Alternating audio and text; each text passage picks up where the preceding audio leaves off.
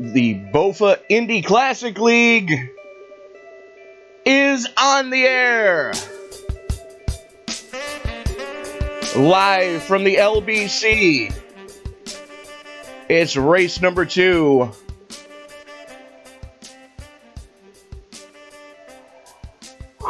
Bear with me, folks. Tony Trapasso up in the booth with you tonight with my normal partner in crime, Mr. Sam Cooper Bennett. It's been a rough one. Not going to lie to you, folks. About 3 hours ago, my family lost one of the toughest people I've ever met. My Aunt Barb finally succumbed to multiple myeloma cancer. So it's not going to be easy, but we're going to try to get through this one. Sam, how are you doing tonight? I'm doing well under the circumstances. Looking forward to a very good race here tonight. Got a very stacked field for Long Beach here, and yeah, round 2 going to get underway. We're going to get a very, very. It's going to be out of this world, this race tonight. Very much so. And qualifying underway right now. But before we get going too much further into this, we're going to talk about our good friends. We're going to start with PZ Overlays. Paul Zota providing some of the most beautiful overlays in all of iRacing. For more information on how you can get your own, you can find Paul Zota on his Facebook page. It's Paul Zota PZ Overlays. And of course, we would be remiss if we didn't mention Mr. Scott Brinson and the entirety of the Top Fuel Racing Series. Many of whom you'll watch on Wednesday nights, and they're running with us tonight here in the Indy Classic League. Scott, kind enough to let us use the TeamSpeak there and kind of give some guidance on how to set the league up, as both Sam and I are a little bit rusty, not having done this in a while.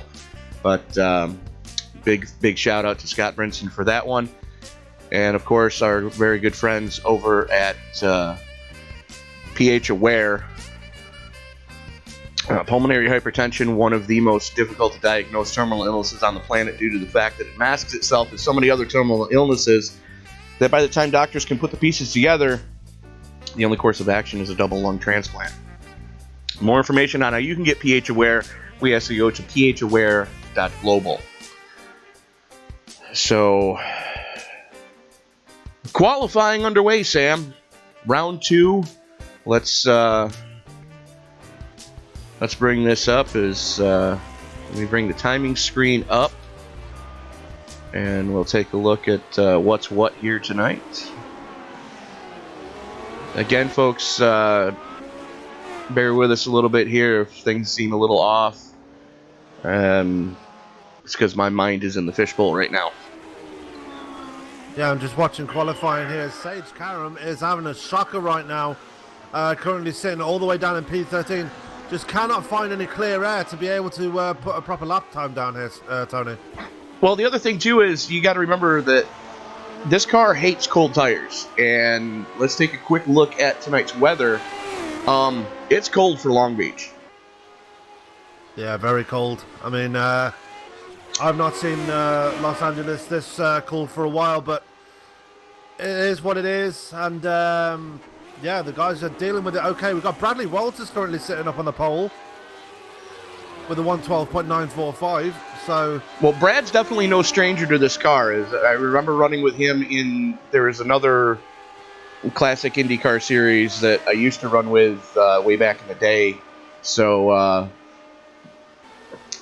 yeah, Brad's definitely no stranger to the Lotus 79.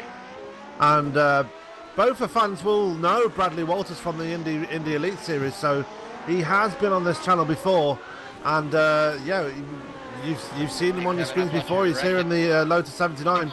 Let's see how he handles this different car compared to the IR18, but he's handled it very well. He's sitting up on the pole right now, just ahead of last week's winner, Garrett Maines.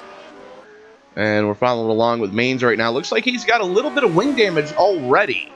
Real easy to do in this car. Not going to affect it as much as you would think because most of the downforce generated with this car is from underbody. But when you narrow the car up by 1.5 feet like he just did, that's definitely going to make your night a whole lot longer.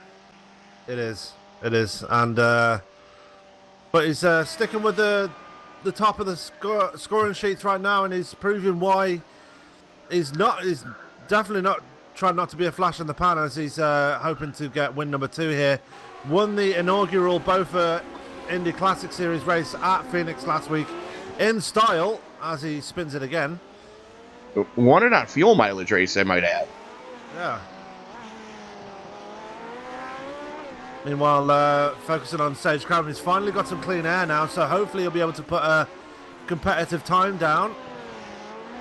Finally coming through the hairpin now.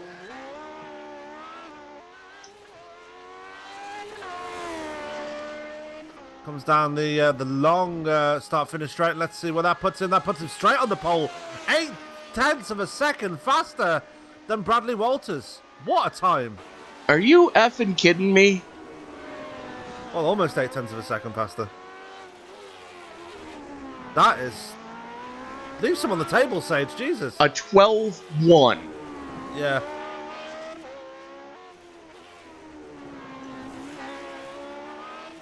Well, good night, guys. This is BOFA Broadcasting. We'll see you next week live from Road Atlanta. Hashtag not wrong.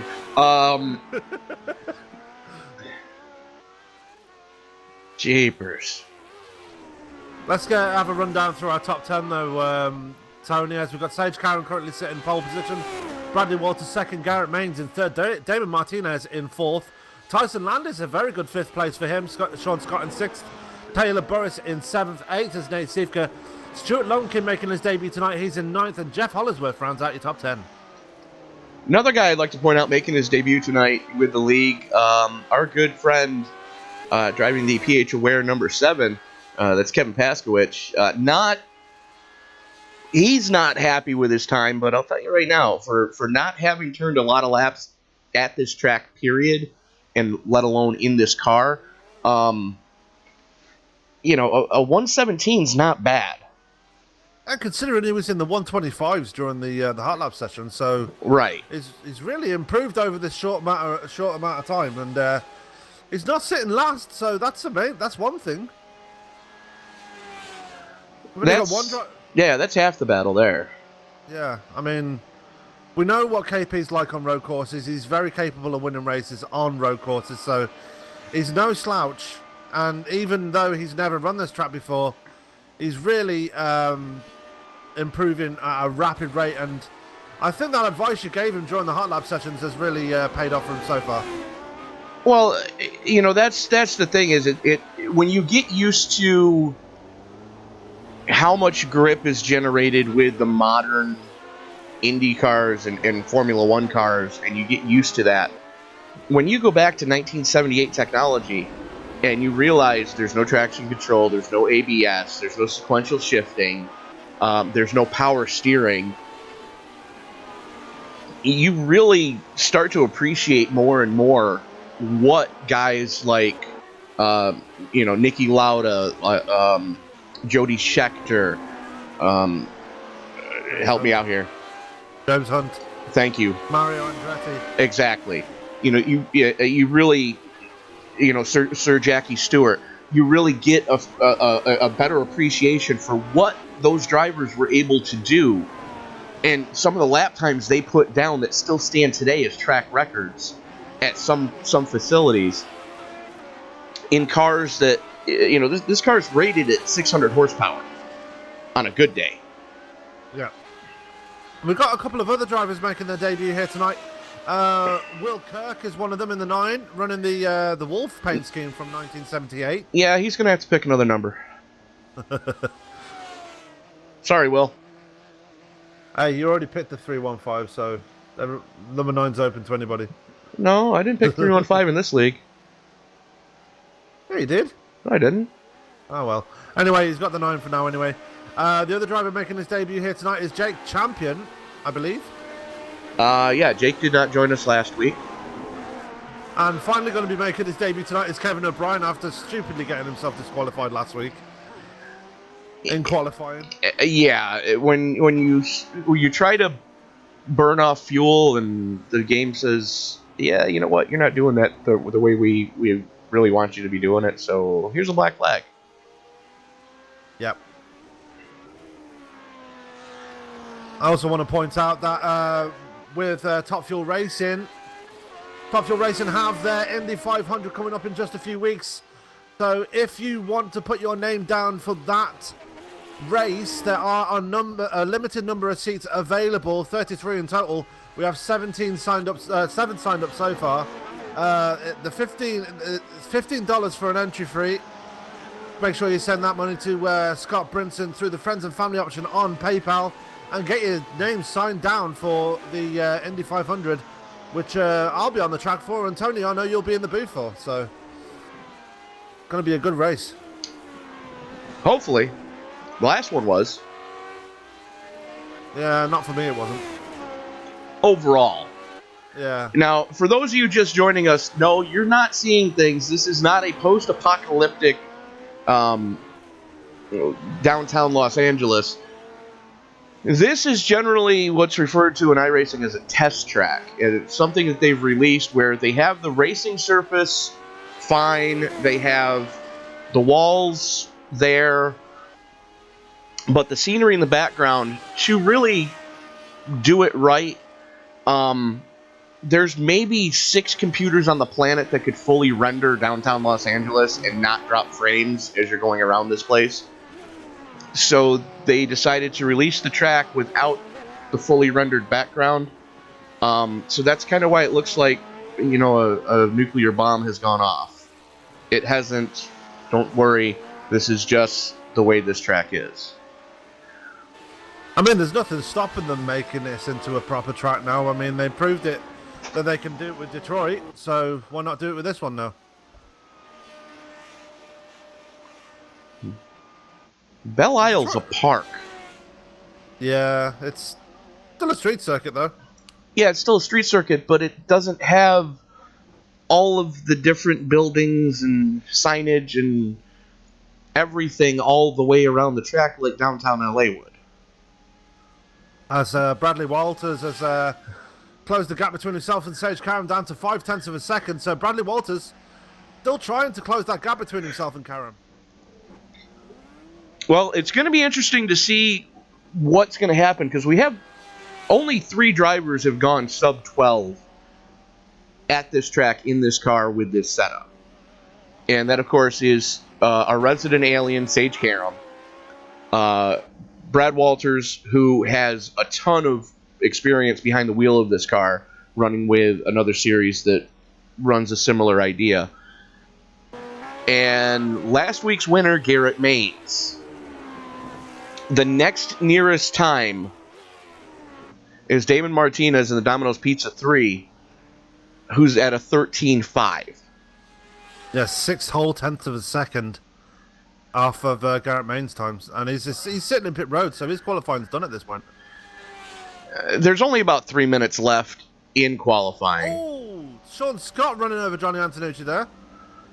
Well, let's go back and take a look at that one. There's Antonucci in the Krakow car.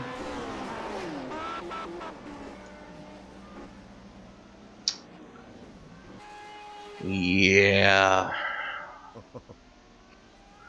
Okay. Well then. As Jay Champion has replaced Jeff Hollinsworth in the top 10, jumping up to 10th place. So, yeah, Champion doing all right on his debut. He's the highest runner of the debutants here tonight. Well, actually, no, Bradley Walters is, but, he's the second highest. True story. Stuart Lumpkin's up there, actually, so he's the third highest. Well, you look at him, and it's Lumpkin, Champion, and Hollinsworth. Yeah. So, if you look at the gap between the 7th and 11th, though, less than a second between Burris and Hollinsworth, that's going to be an interesting battle to see. Very much so. So, and there's a lot of you could take a look at the timing screen. And you can see where the battles are going to be during the race. I mean, I'm shocked that Nate Siefka's down there. The road course specialist that he is down in 8th place right now, really struggling tonight.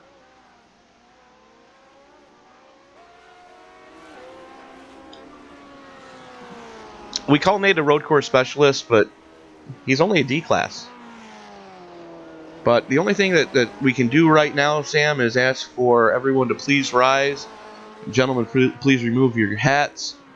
As our good friend, U.S. Army retired Mr. Terry Adams brings us tonight's national anthem.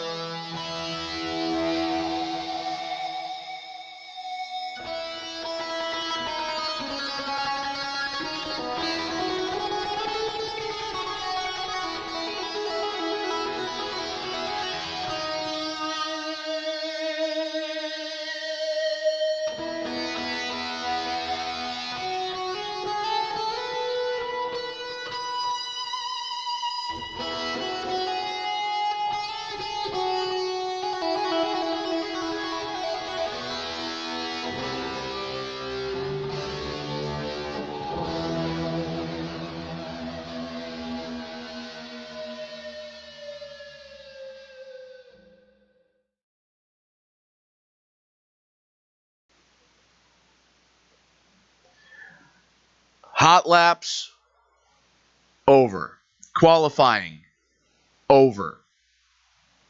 Those who are on track can finish up their lap. Other than that, we're ready to go.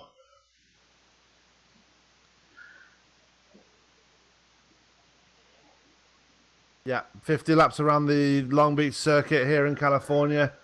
And it's going to get exciting from here, ladies and gentlemen. You do not want to miss this. It's going to be absolutely off the chain right now because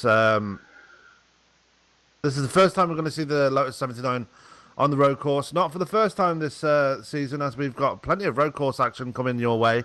Next week, we're off to Road Atlanta, and that's just going to be just as interesting as this one, Tony. Well, Road Atlanta, Road Atlanta? Yeah, Road Atlanta, longest straightaway in North America.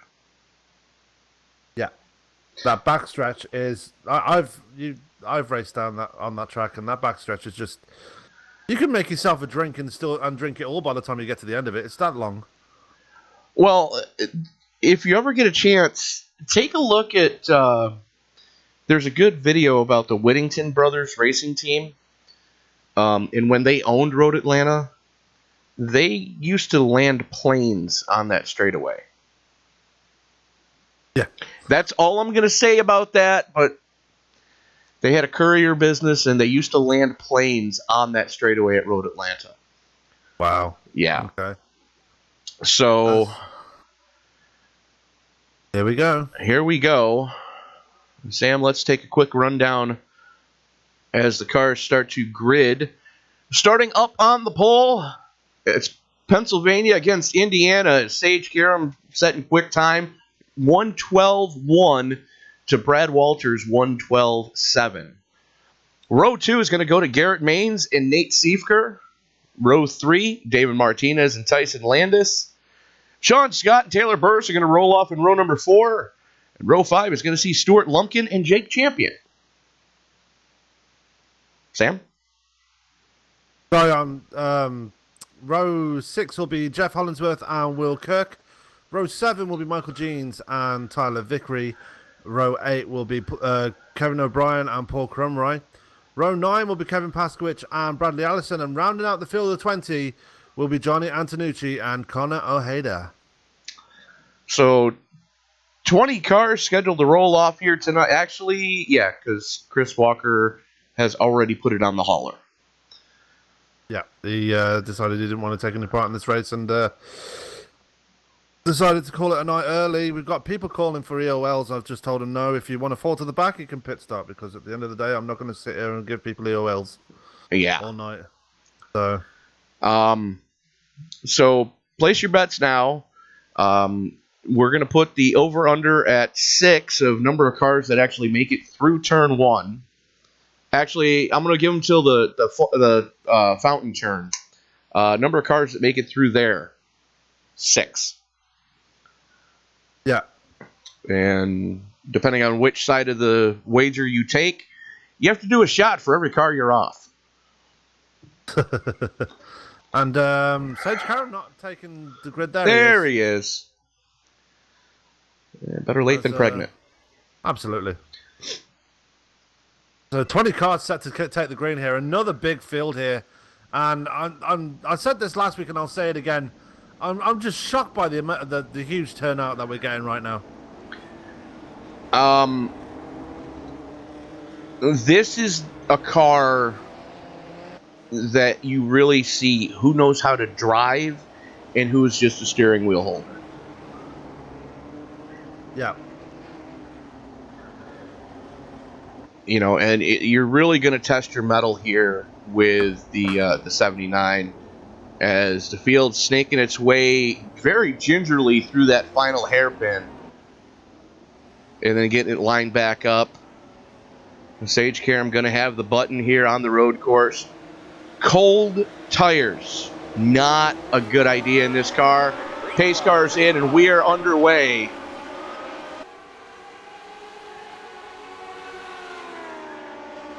Yeah, and we're underway here. I thought they were doing a full lap, but clearly they weren't. Nope. So. 3 wide into turn 1. Wow. Nate Seifert with big brass ones going on the outside. Yeah, everybody made it through, though, so that's... so far. Yeah, Tyson Landis and Kevin O'Brien starting pit side, so they're taking the safe option here, but Sage Karam already out to a big lead here, Tony. 0.8 of a second for Karam. Garrett Maines and Nate Seifert trying to reel him in. And Bradley Walters fallen down to second place? No, third place. Fourth place. Walters knows this car, knows how much it hates cold tires, and watch for him to move up as the race progresses. Yeah.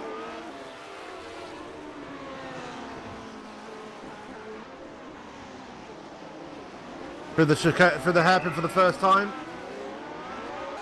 Everybody keeping it safe. Yeah, good to see everybody minding their P's and Q's in this first lap here. Well, Sean Scott got a little wiggle, and Jake Champion blasted by him that's Will Kirk all over the back wing of Sean Scott right now as Kirk dives down to the inside. That's your battle for 8th. Yep, Jay Champion just gets by him as Jay Champion makes a mistake in that same breath, and that's going to let Sean Scott back in. Here comes Tyler Vickery to the outside. That's not Champion. That's Will Kirk. Oh, Will Kirk, sorry. But Tyler Vickery already making some moves tonight. And Stuart Lumpkin throwing his hat into the ring of this battle as well. Yeah, hang on to her, kid. The tires are just starting to come up to temp right now as they're working lap 2. We're still watching this battle for 8th.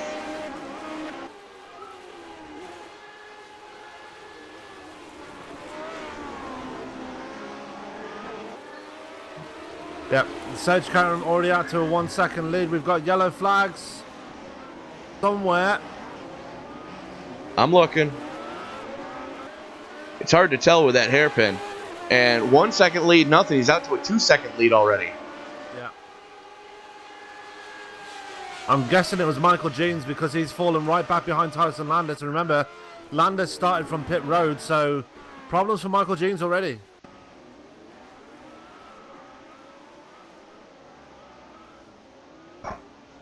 Looks like connection issues for Jeans. Which is unusual because you don't expect that from Jeans. He usually has a pretty solid connection. Very much so. Meanwhile, still watching this battle between Will Kirk and Sean Scott. They're throwing bombs at each other right now. Well, they were all sorts of sideways the last time they went through the hairpin. Oh, Will Kirk has a pucker moment, almost eating the tires.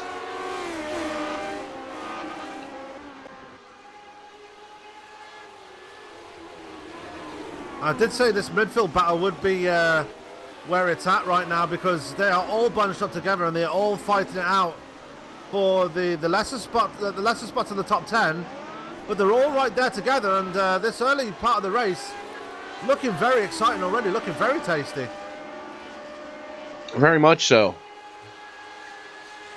Jeff Hollingsworth just at the back of that as well. So, at some point, Brad Walters has gotten by Nate Seifker. And Sage Karam now has almost a full 4 seconds over Garrett Maines. Yeah, and I did say in the pre-race write-up that Sage Karam would be the man to beat here tonight during the practice sessions during the week. He just went 12-0. He's driving this race like it's a qualifying session. Yeah, not something you could normally do with 1978 technology. Not really. Well, we're still staying with this battle for 8th right now. Just ahead, Jay Champion putting a move on Taylor Burris right now on the inside. Burris tried to outbrake him into the marbles, though. Had to give way. Champion got a slowdown for cutting the course. Oh, wow. Not something you want to do around here. Going through that section of track, if you dip 2 tires off the curb, forget it. You're going on a ride. Absolutely. Sean Scott has gotten by Will Kirk.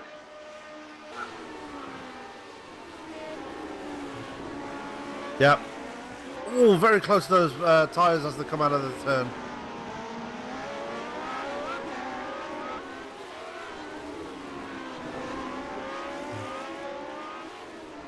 These guys are just getting it. Absolutely. And this is what you're going to expect for the whole season, ladies and gentlemen. Just absolute pure racing action here. With these Lotus 79s. Everybody just... It's just pure racing right now. And Paul Crumry has put it on the hauler. Oh, no.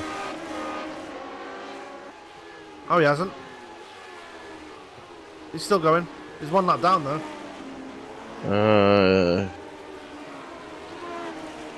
Okay, then there's a lot of guys with a lot of bad connections tonight. You hang on to her, Will Kirk. He can't sit back, though, because he's got Tyler Vickery all over the back of his car. The torque curve on this engine is, I kid you not, it's about as flat as it can be. It goes vertical and then flat. Yeah. So you have all the power as soon as you pull the trigger. So we're going to check in with our leader, Sage Karam, as he's got some wing damage on the front of that thing. So I'm guessing he's probably done what I've seen him do during the practice sessions during the week, and that's clip that inside wall coming through the hairpin. Yeah, it's very easy to do. If you take too much of a tight line going for the hairpin, it will damage your front wing. So, yeah, Sage Karam just taking a bit of the scenery with him, or lack of scenery. And we are now on board with Sage Karam. Let's see what a lap in the hands of a pro driver looks like around Long Beach.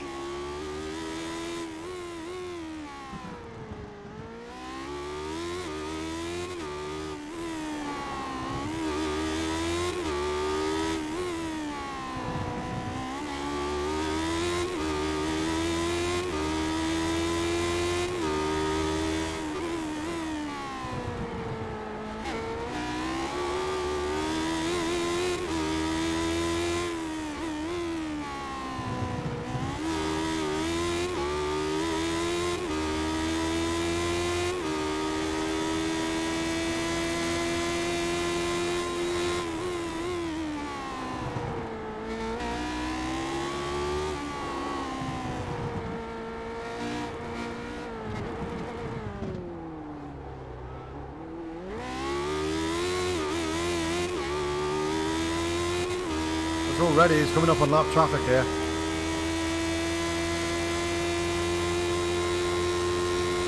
Yep, I see that. And that looks like it might be Paul Crumry. Paul Crumry, as David Martinez and Tyler Vickery are in pit. 2 early pit stops here.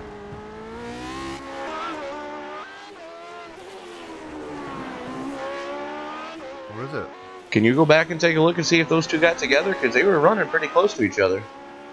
And these pit stops are extended.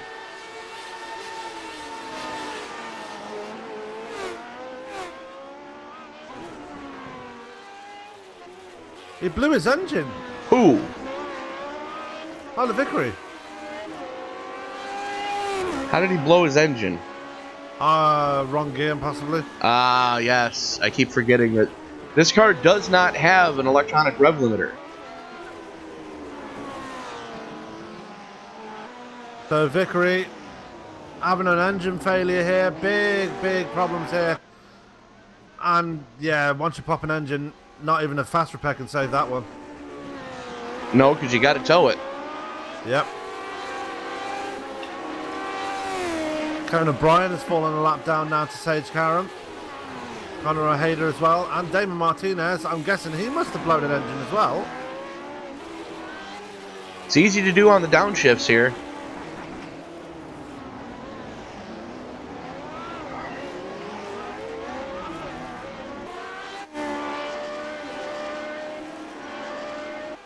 Meanwhile, Sean Scott has gotten by Jake Champion.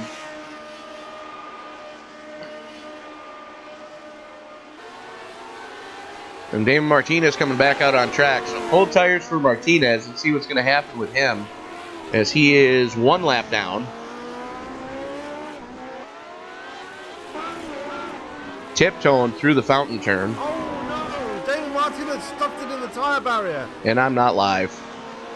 No, that was before. That's why he had to pit. Oh. He stuffed it in the tyre barrier. And it looks like Taylor Burris may possibly have problems. Unless this is a scheduled stop. He's coming out of pit road now. Seems way early for a scheduled stop. There's our leader, Sage Karam, flashing by. So Burris now the last car on the lead, first car 1 lap down. He hit the wall going for the hairpin. Burris did? Oh, no, he didn't. No, he didn't. He hit it way before then. Let me go back and check for you. I'm going to say, that car looks like it might be a little narrower than it should be.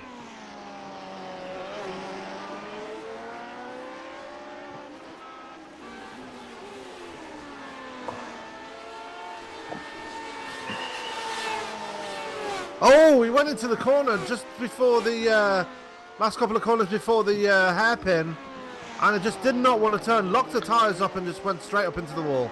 After the back straightaway, when you're going into that last section, if you get that braking zone all wrong, he's coming up on it right now. If you get this braking zone all wrong, you will go straight into that wall. Yeah. As Tyler Vickery has put his car on the hauler. Couldn't get a new engine in time, and his race is done. Yeah. Let's check in with our good friend Michael Jeans, last car on the lead lap, having a little bit of problems right now. Yeah, and look who's just ahead of him. He didn't like the car to start with, and before when he came into the session. Now look at him; he's just outside the top 10 now. And that would be Kevin Paskowicz in the PH Aware, both broadcasting number 7. Gets it all wrong. Going into, where the hell is he? Turn 6. Yeah, and now he's under pressure from Michael Jeans there as they start their way down the backstretch. Jeans going to duck into the inside there. Is he going to take the position away? No. Paskowicz going to chop his nose off there as we head towards the hairpin. So now we have a nice battle here between Paskowicz and Jeans. We have old age and treachery against middle age and treachery.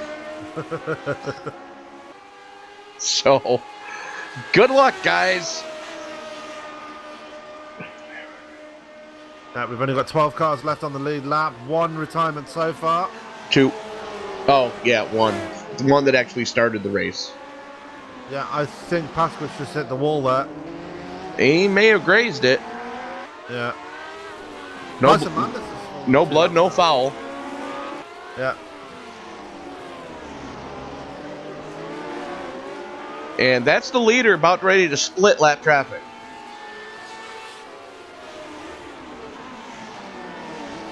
Yeah, Michael Jean's running wide to get away out the way.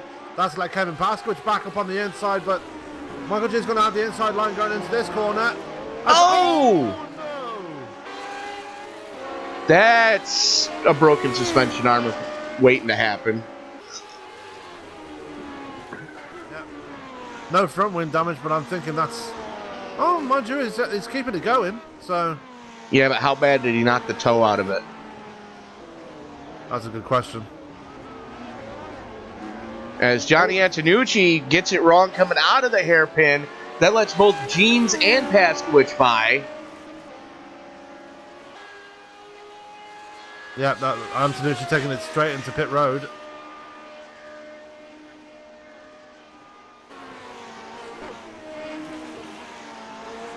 Meanwhile, Bradley Walters has gone up to 2nd place. Garrett Maines has fallen to 4th place. Problems for Maines? A lot of front wing damage, so I'm thinking he grazed something.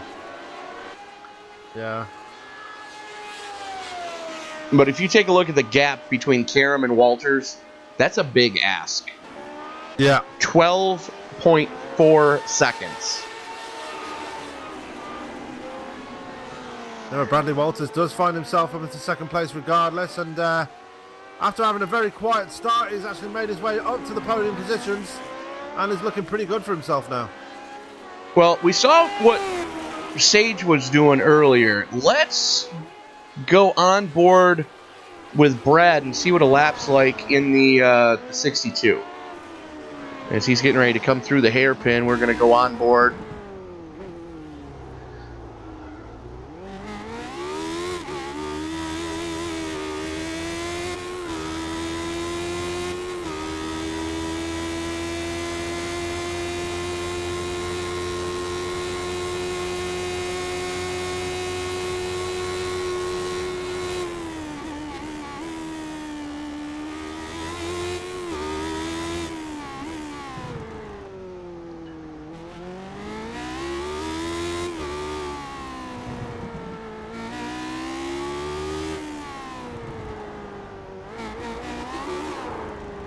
Ooh, big wiggle there.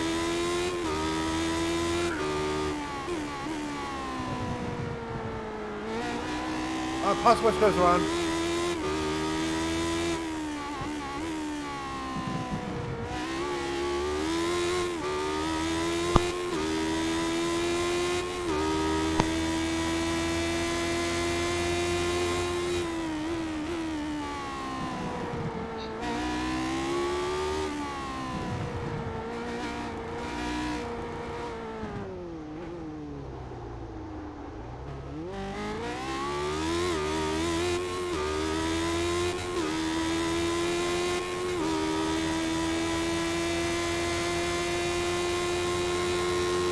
And that's what one lap looks like from Brad Walters' car.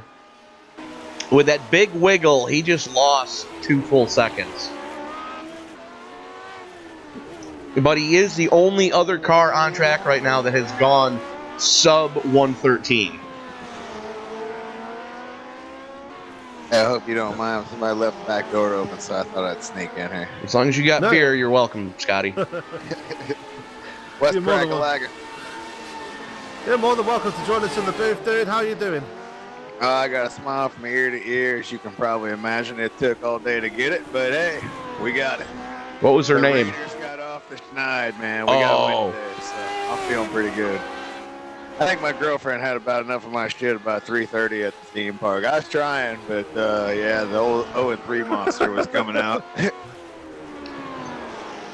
was going to say, if you guys can't beat the Browns, you might want to change your name to the Buffalo Bills. Oh, them Browns, man. Let me tell you what, they played their asses off today, and they're going to be a good team. They got some talent on that team now, and they deserve to win today, too. But they made some mistakes, and the Raiders capitalized. Raiders made a lot of mistakes, too. They just made more plays.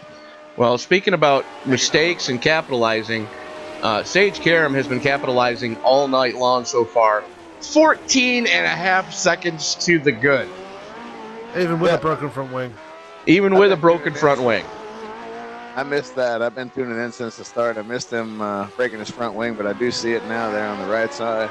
And I've seen that there's been quite a bit of drama in this race as well. I saw Damon Martinez pounded into the tires a little bit ago. I was kind of surprised by that. And now currently running back in 14th place, a lap down. Yeah. And he's really struggling right now. He's right behind Jake Champion, though, trying to get a lap back off him. But Martinez really, really struggling here tonight. Garrett Maines currently still stuck in 4th place, and he's got... Well, Jake Champion is trying to catch him as well as trying to hold off Martinez in the process. There's Kevin O'Brien there just behind him as well. Now, that is a battle for position between Martinez and O'Brien. Yeah. Sure is. Oh! And I think O'Brien's about to win that battle because Martinez slammed the wall just there. Absolutely. Remember, Kevin O'Brien started from pit road, so he's having a really good run tonight. Comparatively, yes. 3 guys that started from pit road. 3 guys started. 2. Okay. Tyson Landis and Kevin O'Brien.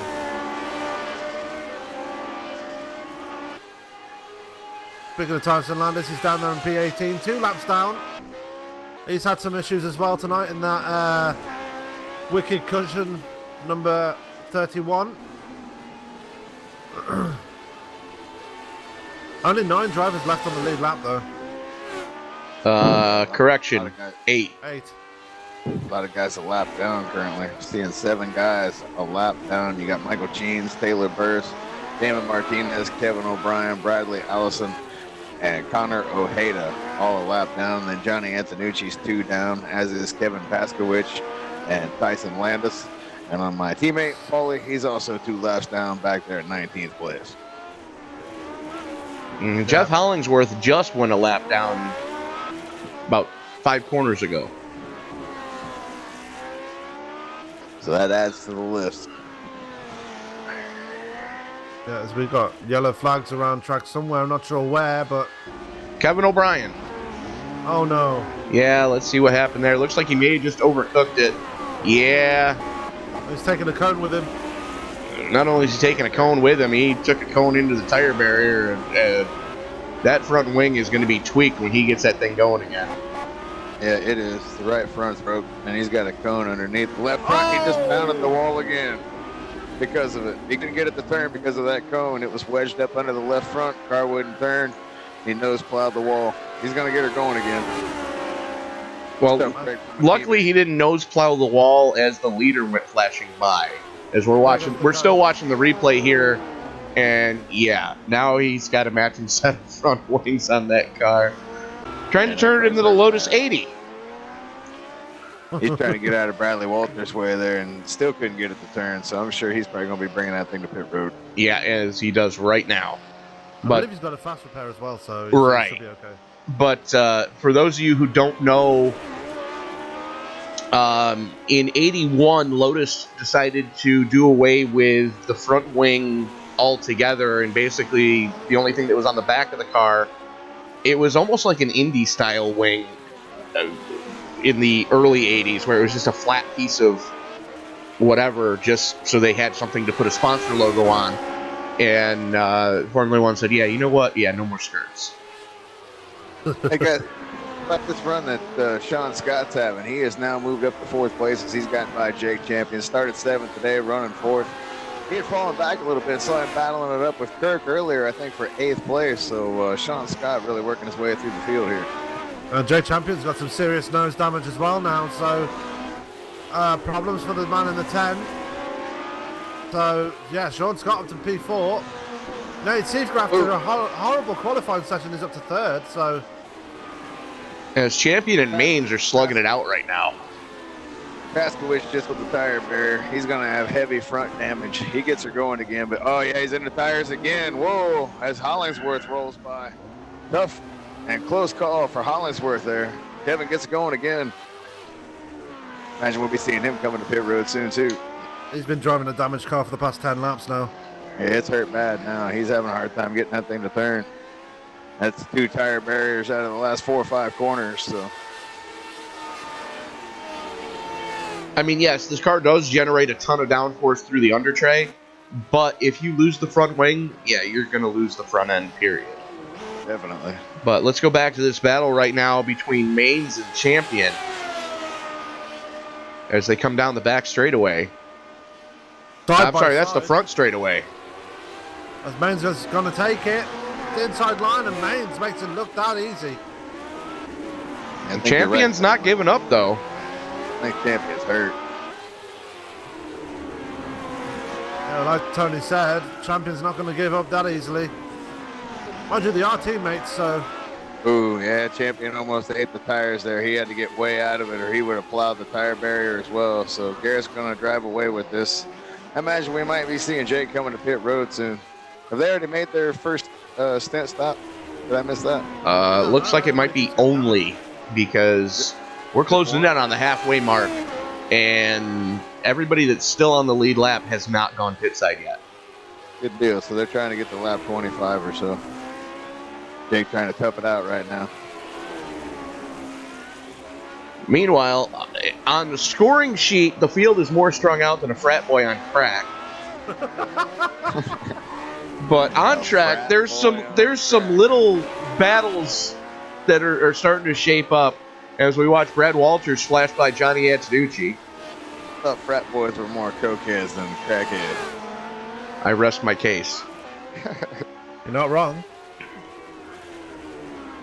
So it looks like Paskowitz and O'Brien's nights are done. They have been on pit road for quite a long time now. How much you want to bet both of them forgot to check their fast repair box? Yeah. Oh, Garrett Mains was headed for the tires too. Ooh. Wow. Stayed out of it. Garrett Mains was up in second at one point. He's had a really tough running since then, though. Yeah, that was the story the other night with him when we raced, and I was kind of surprised by that. Well, here's the thing with this setup, or at least this particular setup. Once you get heat into the tires, it's a completely different car to drive. On cold tires, it'll slip, it'll slide, it'll be as ornery as, a bull on crystal meth. But once you get heat into the tires, this thing is smooth as glass as long as you respect that throttle trigger. Yeah, now they got 22 laps, 21 completed laps on the tires, working 22, so I'm sure they're ready for a set of 4 Mr. Feelgoods and some petrol, as it looks like Garrett Mains just makes the pass on Sean Scott, and he'll move up into 4th place. Good move by Garrett there. You'd be surprised, Scott. These tires actually last quite a long time. These Goodyear Eagle Formula 1 tires don't give up the ghost. Oh, there it is. He almost did that last lap, and he did it that time. There comes Jay Champion. Tough break for Garrett. I wonder how much damage he's going to have on that left front. It looks like it just got it into the wing. It didn't look like he got into the suspension with it. Good deal. I was going to say he didn't hit it very hard. It looks like he locked it up, almost saved it, but still made contact there with the tire barrier. As Kevin O'Brien is finally underway again, and he's limping around the track. That car still has not been fixed. And we've only had 1 retirement tonight. That's due to an engine failure. Make that 2. Oh, no, Paskowitz is still there. Still on pit road, though. He's still sitting in the car. Oh, there he goes. I saw Tyler blow his engine. Did he just downshift too low? Yeah, possibly. That's what I thought, because he was going into a slow corner, and I thought he just went 1 gear too far down, and I saw it pop. Yeah, if you go one gear too quick with this thing, it'll definitely hand grenade and Yeah, that's what it did on him. scatter the con rods all over the front straightaway. That just didn't sound right. But Well, tonight, what- your biggest mover of the race so far is Connor Ojeda. Started back there dead last, shotgun on the field of this field of 20. And he's worked his way up into 13th. He's 2 laps down, but he can still make up some grid spots and sneak into that top 10 before this thing's all said and done. And he wins the award for my favourite paint scheme. Yeah, what you got on? Well, thanks, Cam.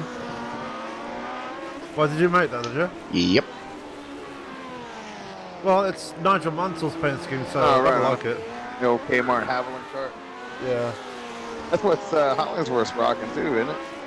That's usually his paint and No, it's running the DW12. Valvoline scheme. Hollingsworth is actually in a Al Unser Jr. paint scheme. The one that he had the closest finish in Indy history against Scott Goodyear. I got a poster of that in the other room in there that I've had since I was a kid. It was, I think, come out of Sports Illustrated, if I'm not mistaken. Ah, yeah, Scott Goodyear, the only man to have had a race win taken away from him because he passed the pace car before he even went green. Yeah. Seen a little bit of everything over the years, haven't we? That must be the biggest dumbass moment in history. Second biggest dumbass moment in history. I'd throw J.R. Hildebrand in that category, too. That's where I was going with that thought. Yeah, I was going to say, my good old buddy that I've never met, J.R. I'll never forget him, though. Yeah, as Pasquich has put his car on the hole up. Good effort by KP because he never turned a lap here before tonight. And As we're watching Sage Karam put Sean Scott a lap down, now getting ready to work on Garrett Maines. he's going to lap the whole field. He's working on it as he goes pit side on lap 25. So at the halfway point. Now, something to be mindful of, there's no pit road speed limiter in this car. Oh, wow. So for those of us that don't use one, it wouldn't be a big deal, but to some of these guys, that could be an issue. They're used to using that thing. very much so. Yeah, David Martinez found that out the hard way last week. Because he got popped for speeding coming out of pit road.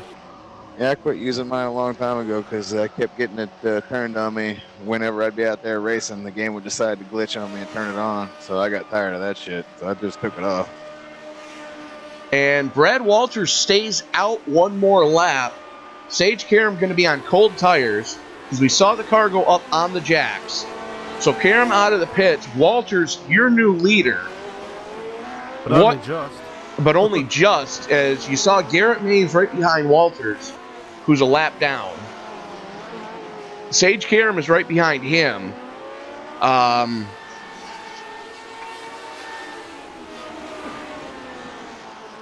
Sage Karam's just took his fast repair and got that wing fixed as well, so... I saw that. Yes, I blame him. Yeah, they don't change the wings in these cars, do they? Oh, no, he hasn't taken his fast repair. No, they don't. The wing's still broke. The wing is still broken. Oh! Good to know for the future about the wing. Whoever's in the 03 almost just, Brad Allison, almost just had a run-in with Sage Karam.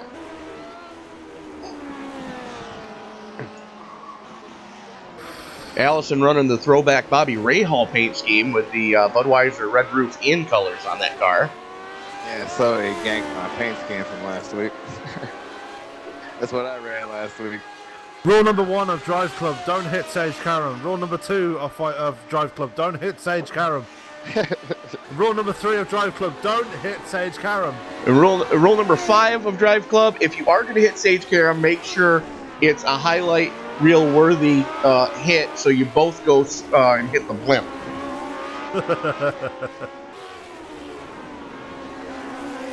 And something that we weren't expecting here tonight, Garrett Maines about to go a lap down here. Yeah, that's kind of surprising. You don't see that very often in road racing. Well, It's Karam hit the wall.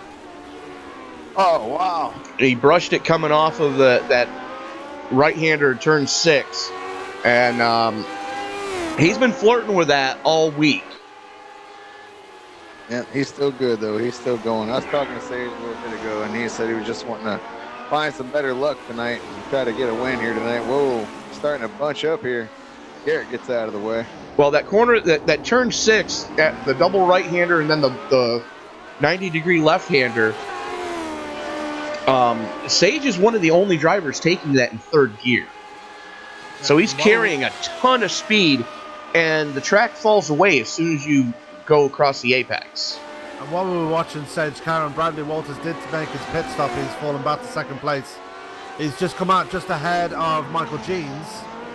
Oh, Garrett Maines almost ran to the back of Sage right there. Well, if I do recall, Tony, Sage has run here in real life, so, I mean, he's got real-world experience racing around this place. So, I mean, that comes into play here. Very much so. As only the top 3 are left on the lead lap. There's Siefker getting ready to go into the hairpin. There's Walters going into 1. And here comes Karam down the back straightaway. That was 3, 2, and 1 in that order. Oh, something's happened to Kirk. He's out the car. Yeah, he's out. Let me go back and look and see. Oh! Got it all wrong in the fountain. That's a damn shame for the captain. He's been on a run lately. Just won the race Wednesday night. Oh, yeah. He just called it a night. He's been having a tough night running back there. I'm sure he was probably frustrated. You know, Kirk likes to run up in the front. And, you know, after that, he probably just said to hell with it.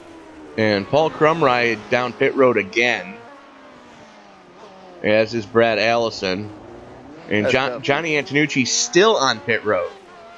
Kirk was in 7th, too, so that's going to allow a lot of guys to pick up another spot. And how about the recovery by Damon Martinez, man? He was down there in the teens a little while ago when I popped in there. He's worked his way back up to 7th place, guys. As Michael Jeans gets it all wrong. Going into pit road. Wow. Tough race for everybody here tonight, and we always said that Long Beach was going to be a tough test for everybody out and like taking part tonight. So, and everybody's feeling it tonight. Even Sage Karen's brushed the wall a couple of times tonight. Yeah, you got to remember, everybody's getting used to this car. This is a brand new car to these guys. Only raced it for the first time last week, most of these guys. So, you know, it's all strange territory to these guys. After, you know, 5 or 6 weeks, they'll have a better feel for it. But everybody's learning right now. Well, that was one of the things we touched on in the open of the show, is that this car drives so differently than any other open-wheel car in SEMA bike racing. Got that right. I drove it last week, and I'll agree with you. It took me a little while. I went in there and tried to drive it like an Indy car, and I kept smashing the walls. All right. Let me take a different approach here. And then I got the hang of it. I was like, wow, this is completely different. So I agree with you, Tony. Well, you figure you have no ABS, no traction control, as Jake Champion just nosed it into the tire barrier at turn 4. But you have no traction control, no ABS, no power steering, no sequential gearbox. And there's... It's It's a completely different feel is what it's not an electronic ignition system. It is... It's just a regular old magneto with a magnetic pickup. You know, it's 1970s technology instead of 21st century technology like most of the other cars in the sim. So, you know, you step on the gas with this thing. Ford did a great job when they designed this engine. The torque curve, you fire the car up, as soon as you crack the trigger, the torque curve goes vertical and then flat. That's how good the Ford DFV engine was. I mean, it dominated for 2 decades. So, from 1968 to 1988.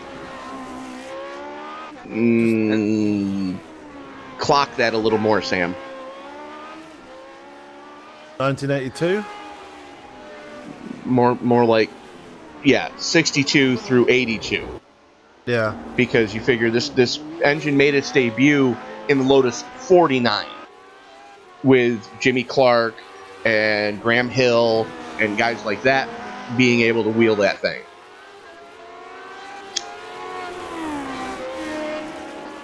Yeah. And this, like, people look at this engine as like it's the greatest engine of all time, and this car is the absolute proof of it. You know,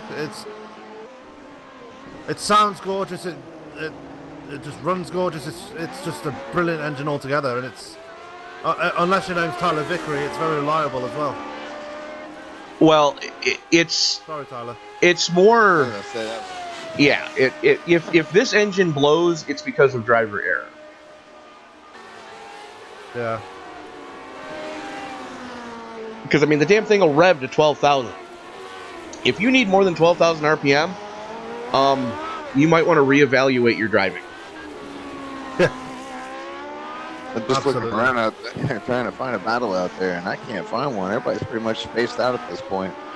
I can't find any battles for position on track. That's what I've been trying to find. So the only thing I can see is, and yeah, that's not a battle anymore. Tyson Landis starting to close in on Michael Jeans. He's still 3 seconds back. And the gap's coming down, though. Bradley Allison, 3 laps down. Conor O'Hader. Conor O'Hader's having one hell of a run tonight. Considering he was, what? He pit started. Yeah. You'd figure he was a half a lap down by the time he cleared pit road. Yeah, he's dropped a spot since I was talking about him a little bit ago. He was in 13th just a bit ago, but it appears he's fallen back to 14th. Somebody called the FBI. Paul Cromroy just killed a ton of cones. Oh, man. Yeah, Paul's having a tough run back there in 16th place. He's 5 laps down. He's about to pass Will Kirk, though. He'll move up into 15th. Now, to be fair, you wouldn't normally associate Paul Cromroy with road course racing, so considering his lack of road course experience, he's doing pretty well out there. His lack of road course experience, he's got a B2.14 license.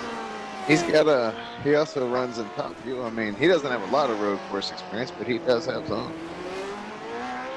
But he's like everybody else. He's learning this car. So, I mean, this is a learning curve for everybody. And some people are going to be better than others in it. And it's going to take some, a little longer to catch up like some have. Right. And there's going to be teething pains whenever you bring out a new car to a lot of drivers. And let's face it, of the drivers on track that I can see right now, Brad Walters is the only one that has driven in another series with this car. Yeah, and you want to go look back at Michael Jeans and Tyson Landis now? Now we got a battle. Now they have a battle.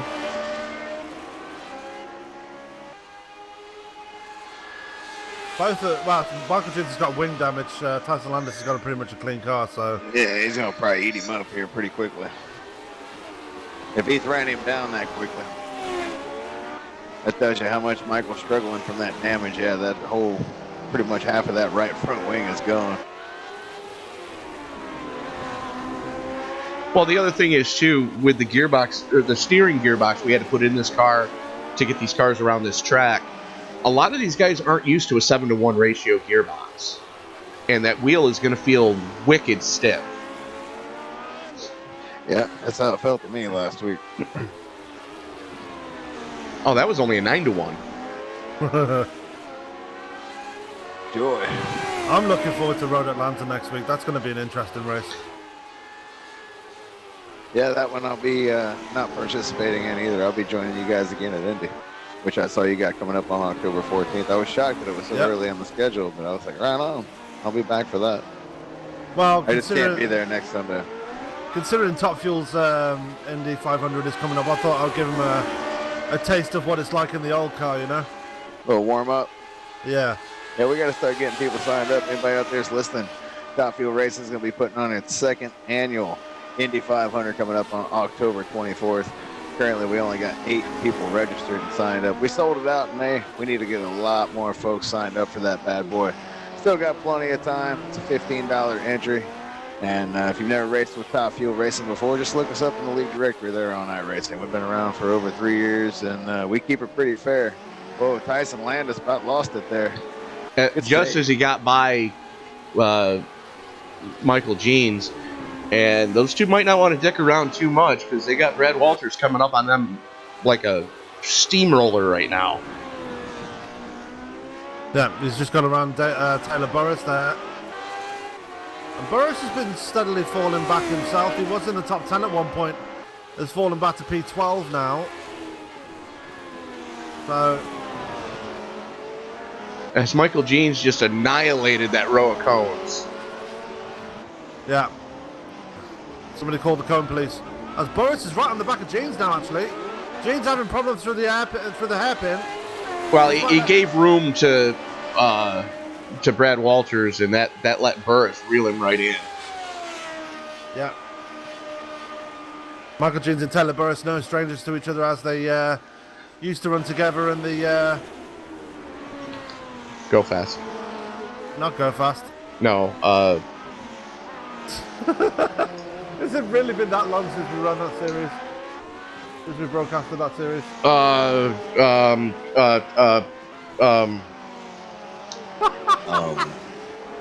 RTFT. That's the one. Yeah, they're no strangers to each other. They used to run together in RTFT. And Boris does finally get around Michael Jeans and moves up to 11th place now. Michael Jeans falling through the pack like a stone with that damage. Now, here's something I want to point out to you guys. When next time these guys get to the hairpin, take a look at how much rubber has been laid down coming onto the front stretch. Yeah, it's no joke. There's that many marbles down there. It is unreal. Just look at how dark that concrete is. Oh, especially on the exit. Yeah, that's what I'm saying. As we are 14 laps to go, Sage Karam leads by 42 seconds. Yeah, it would take a monumental mistake at this point for him to let this one slip away. I think he's definitely going to get off that bad luck streak tonight, and I think he's probably going to wind up sitting in victory lane at the end of this one. But we still got a long way to go, and as we know in sim racing, anything and everything can happen. I know he watches the broadcast. I know he's listening right now. Just keep doing what you're doing, Sage, and you should be good in the hood, dude. Now, I would also like to point out that we do need to penalize Sage one lap for running a Formula One paint scheme. I've never seen that one before. So. That's that BMW that had 2,000 horsepower in qualifying trim. 1983? That'll be the Brabham BMW. Yeah. Post-fan car era. Yeah. There's only 2 drivers left on the lead lap now. Nate Sivka's been lapped now. Yeah, only Bradley Walters remaining with Sage Graham on the lead lap. He's, as you guys mentioned, 43 seconds back. What a hell of a lead by Sage. Well, there's Sage coming to the end of the back straightaway, and there's Brad Walters going into turn 1. Yeah. But at the same time, Sage has got to stay focused. Can't get unfocused here because, as you know, he's got to deal with traffic out there. And there's been a lot of guys having some issues in some of these slower corners and even some of the faster corners. So he's got to stay focused on what he's doing. There's still quite a bit of distance to go here. As he crosses the line to start, 12 to go.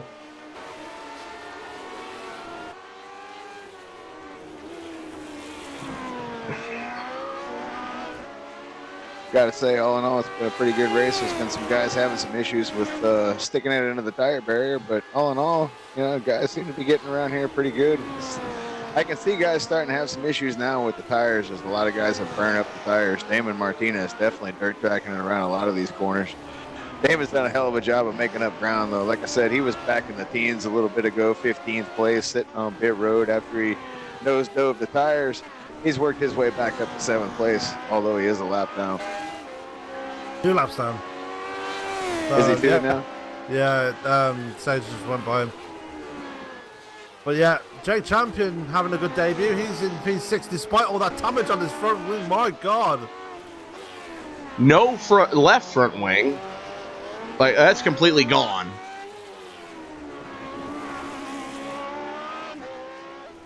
John Scott just running out the top 5 there in that pink and green Fanatec machine. That rhymed. Sure. Garrett Mains in 4th. Nate Sivka After qualifying 8th, is up to 3rd place, so good race for him in the end. Yeah, Still got some wing damage on that car, but yeah, he's still running well. Oh, what happened to Martinez? Uh-oh. Let's take a look at this one again. Oh, he ran into the back of Crumroy.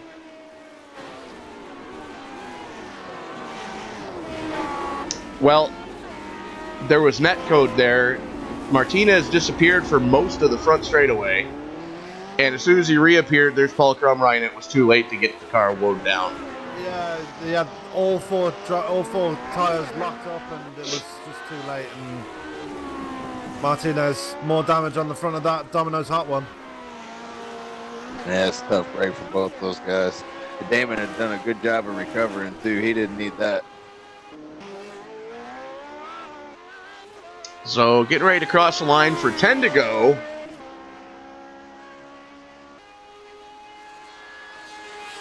Is it just me, or does this track look worse than it even did before? I haven't seen it in a while, but it looks worse. Yeah, like Tony said, look around the hairpin. It just be me, though. The tarmac is black from all the tires. No, I mean the design of it, all the stuff on the sides. Yeah, probably. It's probably because your computer's working right and your graphics are back up to 100%, Scott. Maybe. Could be. For those of you just joining us, we are at Long Beach, which in iRacing is what they refer to as a tech track. It's one of those tracks where they realized that if they actually tried to render every building in downtown LA, there's about 2 computers on the planet that could actually let you drive this course and not have frame rate drops every other corner. Yeah, So one belongs to Microsoft and the other one belongs to Apple. True story. We got 10 to go, guys. As Sage Karam getting ready to cross the line for 9 to go. Yep. We're getting there. We sure are. A pretty solid race, all in all. Yeah, we've seen some really good battles. You've done a pretty good job putting this all together, Sam, and pulling this thing off, man. I'm proud of you, and looking forward to seeing where this thing goes, and congratulations, man. I couldn't have done it without your guidance, though, to be fair. Man, I didn't have much to do with it. That's all you, dude. You just asked me a couple questions, and I just kind of gave you a little friendly advice from, what I've been through over the last 3 years, and you took care of the rest. So you've done a great job, man. Oh, thank you. I appreciate it. I mean, they wanted a Sunday series running the classic car, and I just gave it to them, and they seem happy enough running around the track right now. I mean, 2 races in a row, we've had 20-plus cars on the track, so I'll take it. Yeah, I've been quite impressed with the car counts, and hopefully that continues throughout the season. I'm sure, just from word of mouth of it getting around and, all the other leagues that you're a part of in some way or another that, we'll be able to keep it going and keep this thing interesting and see how it goes the rest of the year. Well, as Tony pointed out last week, this car is such a niche car that everybody seems to love it for the way it runs, and as Tony has also pointed out, it doesn't run like any other open wheel car, and that's what makes it unique, and I'm guessing that's why people love running this car. It's also, something to do on Sunday nights too, man. There aren't a lot of Sunday night series, and you're offering one, and this group in here, a lot of these guys know each other, they run around each other, they're comfortable with racing each other, so, it's good for these guys. They wanted it, and they got it. And I really think that with everybody getting used to the way this car handles, the next time they take the IR18 to a road course with Top Fuel Racing Series on Wednesday nights, don't miss it. As Sage Karam gets more wing damage, murdering another cone. But getting back to what I was saying, when they bring the IR18 to a road course next week, as a matter of fact, anybody that's been driving this car and putting the time in to learn how to drive this car, when they go into that car, it's going to feel like you're underdriving the car, if that makes any sense. So expect the lap times in the IR18s to pick up when guys figure out this car.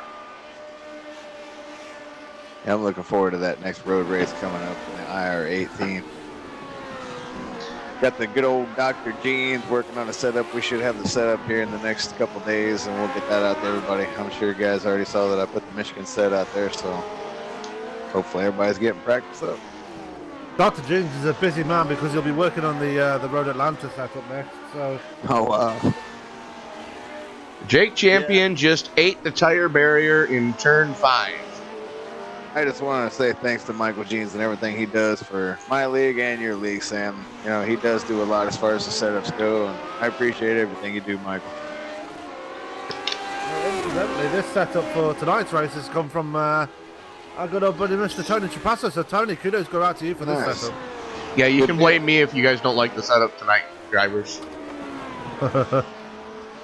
Where's that hate mail going? It's going to Cleveland, Ohio, P.O. Box OU812. There you go. Yeah, that was one of the things that we were talking about at work the other day. As we're 7 to go right now, Sage Karam in command of this one. 1 minute 5 seconds ahead of Brad Walters, who was the only other car left on the lead lap. Problems for Walters! Problems for Walters! Walters has got issues.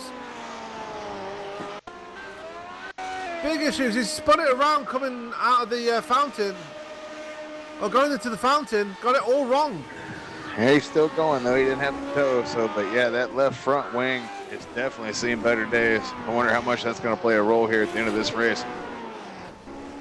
Oh. He's got rear wing damage as well because he backed it into the wall. Here comes Sage. Sage is about to put him a lap down, and at that point, Sage Karam will have lapped the entire field here at the LBC in Long Beach.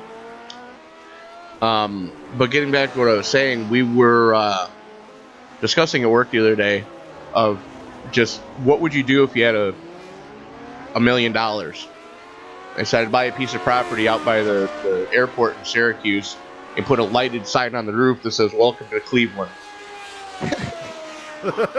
And made sure that the building was in the flight path, so anybody looking out the window would look down and go, "Wait, what?"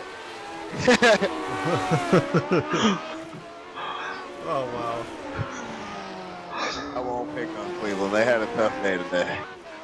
I'll leave it at that. They lost to the Raiders. That they did. Just win, baby. Out smiling somewhere. How did the Fighting Irish get on this weekend? They're undefeated. They beat Stanford. They beat the hell out of them, actually. Nice. One thing I'd like to point out to you, Scott, while we're talking about Cleveland there. Lay it on. Do you happen to know that they are the only team to have retired a number for a player that never actually played it down? No, I didn't. Who was that? Ernie Davis. No, I did not know that. The first African-American player to win the Heisman Trophy. Went to Cleveland and unfortunately had medical issues before he was able to play it down, passed away. Oh, wow. No, I did not know that. As we are 4 That's to go classy now. on their part.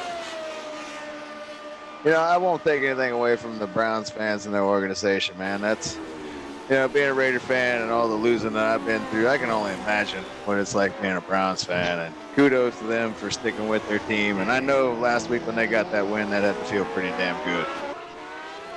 Meanwhile, 4 laps to go, and Sage Karam is about to. Oh! Bradley Walters a lap down. Bradley Walters hits the wall again. Wow. And guess what? Now it's academic. Sage Karam has just lapped the whole field. Sure has. Oh my god. And like I said, in the pre-race write-up, I said he was going to be tough to beat tonight. I didn't think he was going to be this dominant. Well, guys, as Bob Uecker once said, I got to catch up with Vanna White, so I'll catch you all later. All right. Thanks for letting me crash the broadcast booth. All right. You're just a bit outside.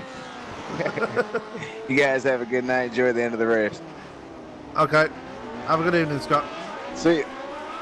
So one thing I would like to point out to everybody that's watching, there are 2 drivers on track right now that have gone sub 113 tonight. 2. Yeah. In the race. And the second one has just been lapped. Right. And the first one has almost gone sub 12. Which is Nate Siefka? Sage Karam. Oh, yeah, okay. 112.081.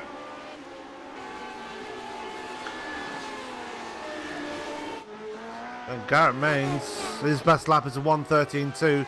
He was the other one that went sub 12 in the sub 1:13 on in qualifying, so he's not been able to do it in race pace. But he's not too far behind. But again, Sage Karam has just been absolutely dominant tonight. And you wonder why I call him our resident alien. I would I'm going to take this moment right now to put out an open challenge to every driver in iRacing that thinks they can wheel a Lotus 79 better than that man right there, Sage Karam. You watch Mario Andretti will be racing next week now. Hey, Sage is friends with Marco. Yeah. Hey Marco, if you're watching, get your granddad on the sim and see if he can beat Sage Karam in his own car. Hey now, that would be fun to watch at Road America. Yeah, or Road Atlanta. Atlanta. Yeah. Meanwhile, 2 to go. Popsicle sticks are out. It's basically academic as long as Sage Karam doesn't step on his own junk. Well, if he crosses the line and wrecks out, then he's still going to win. But we have a race for third.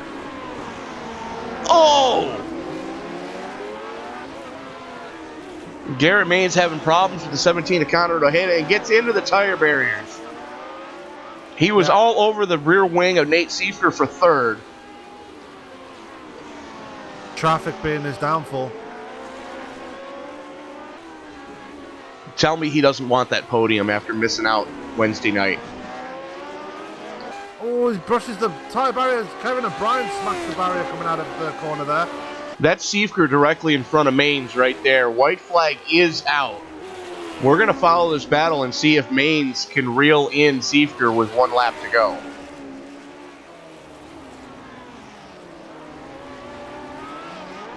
Looking close.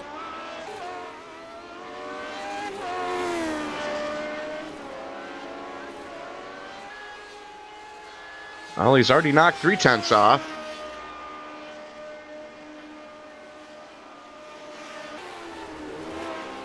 You see they're right there. You can see them both in the same picture almost. And Maines gets it all wrong coming through the fountain. He's overdriving that car a bit too much to... You see Siefker right in front of him there, though. Yeah. Sage Karam's coming for the hairpin. And he crosses the line, and Sage Karam wins round 2 at Long Beach. Brad Walters hanging on for second. Here comes Siefker into the final. Oh! Garrett Maines just narrowed that car up by about 3 feet. He's got to be quick and get it going again because Sean Scott's going to come and take that position away.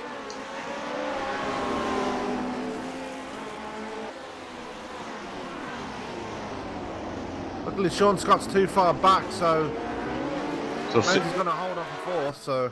So Siefker hangs on for third. Meanwhile, again, our resident alien, Sage Karam, led wire to wire. Yeah. Lapped everybody. Didn't leave anything on the table for anybody else.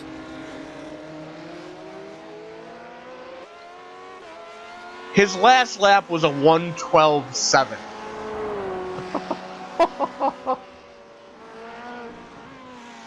And you know what? He was consistently in the 112s as well. All night long. Yeah. His fastest lap was a 112.080. So, Sam, let's reach out to our resident alien and start there. Absolutely. As Sam, I believe you've got the man of the hour with you. Yeah, Sage Karam, absolutely dominant here at Long Beach. Lapped the whole field. You got to be happy with that, especially with shaking the monkey, getting the monkey off your back with all the bad luck you've been getting recently. Yeah, let me stop the car. I was doing donuts. No, but finally, like, back on top. Like, we've had some really, really bad luck lately. I've run into some fuel issues before, just like strategy-wise, and, had some bad luck with my mistakes and using fast repairs too early. But, thankfully tonight, I knew tonight I was quick at this track, and this would be a good track for me to kind of get the monkey off my back, like you said, and get stuff done. And, I drove really well. I don't really know what else I could have done tonight, but thankfully, we came out on top, and I didn't really put a wheel wrong. I skimmed the walls a few times, but I think that's a part of Long Beach or any street circuit. I feel like if you're not skimming the walls, you're not really pushing that hard. So definitely skimmed the walls. Got a couple 0X's, but for the most part, I thought it was a pretty good day. Got the win, got the pole, most laps led, fastest lap of the race, and 0 incident points. For the whole race. So pretty perfect day. So really happy. Yeah, pretty plain sailing for yourself there, Sage. Yeah, it wasn't without its incidents. It was a tough race for everybody out there. Those walls can really come up quick on you, can't they? Yeah, they can, and especially with how this car is. It's got a lot of horsepower, and if you get on the power, too aggressively in this car, you really lose the rear end on the corner exit. So it's really, really important to just kind of almost act like there's like an egg between your foot and the gas pedal, and you can't break it. You got to be so smooth coming off the corners, and it's almost like you're driving in the rain, to be honest. So and it also helped that I raced here in real life, and I know this is a test track and everything, but iRacing really has nailed this track as far as the bumps and the curbs, and what this track has to offer in real life. They've brought it here to the sim in a pretty good way. So that definitely helped. But it's a new car for me. It's a new car for a lot of people here, and I just happen to really, really love driving this car.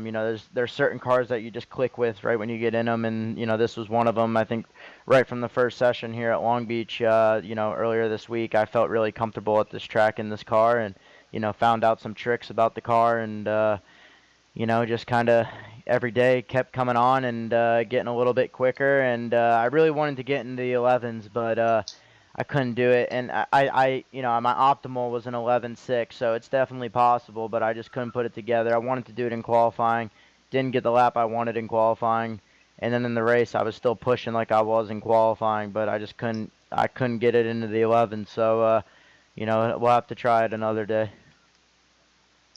Yeah, I mean, driving this Lotus 79, you seem very comfortable with it. I know you had a lot of bad luck at the first race last week at Phoenix, but me and Tony had a bit of a joke in the booth while you were racing around, and says, name someone that can drive a Lotus 79 just as good as Sage Karam. I turned around and said Mario Andretti.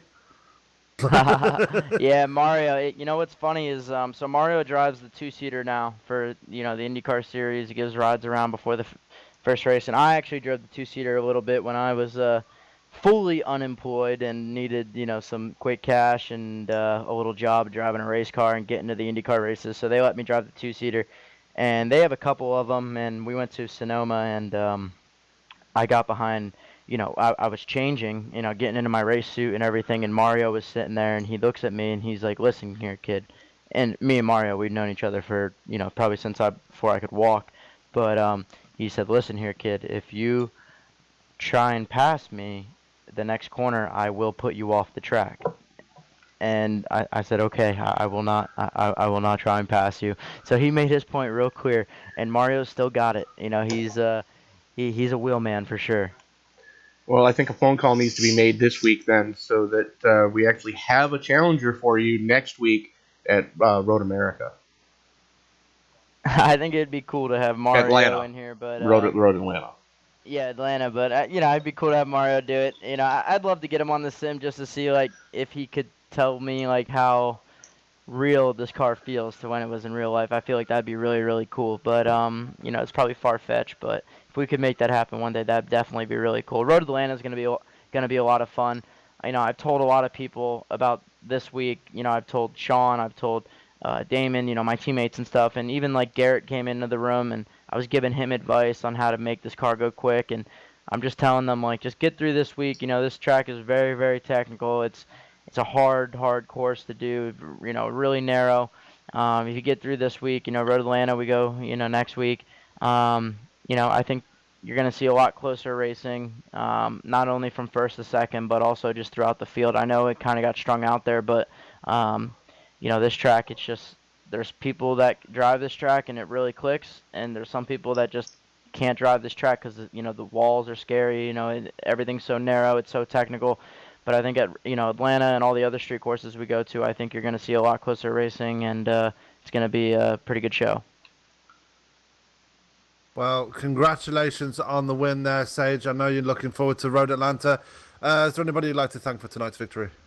Yeah, I gotta just thank my parents and stuff, and they watch these races every week. They watch Wednesday nights and Sunday nights. It's like their highlights of their week. So glad I could finally come out on top. I don't gotta I don't gotta have a phone call with my dad tomorrow explaining why I screwed up. So definitely good to get a win for them. I gotta thank my girlfriend. She puts up with me Wednesdays and Sunday nights. I tell her all the time, these are the best days of the week because I get to race and everything. So, she has to go out and watch the dogs and everything while I come in here for a couple hours and wheel this thing. I gotta thank you guys.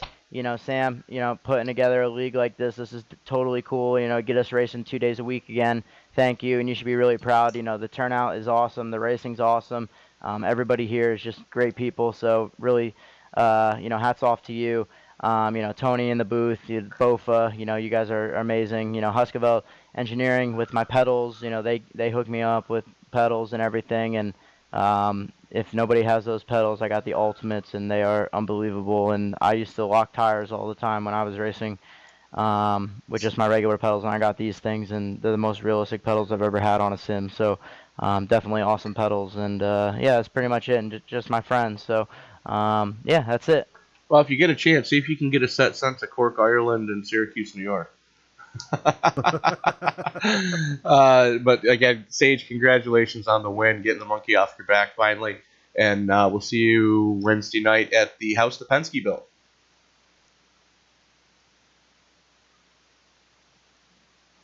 Okay, as that was our winner, Sage Cameron. And Tony, I believe you have Nate Siefka with you.